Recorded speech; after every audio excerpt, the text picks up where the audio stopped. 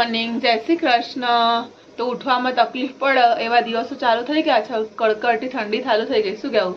ઉઠાય તો આપણો લોટ તો બંધાઈ ગયો અને આજે આપણે જમવા બનાવવાનું છે મગનું શાક। તો આપણે શાક વઘારી લઈએ। તો આ સાઈડ આપણી ટિફિનની અને નાસ્તાની રોટલી થઈ રહી છે। આ સાઈડ આપણું શાક થઈ ગયું છે, આપણે કોથમીર વઘારી દઈએ।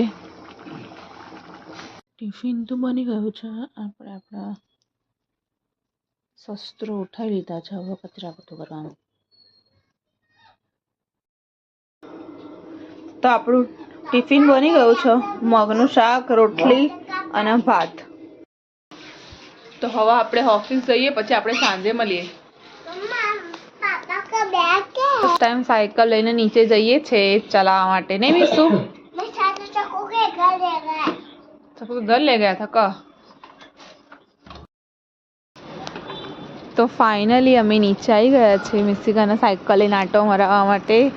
અને મિસ્સિકા સાયકલ શીખશે નહીં બેટા, પણ હજી એના મોટી પડે છે સાયકલ, પહોંચતી નહીં એના પગ, એટલે અડધા અડધા પેન્ડલ મારે નહીં।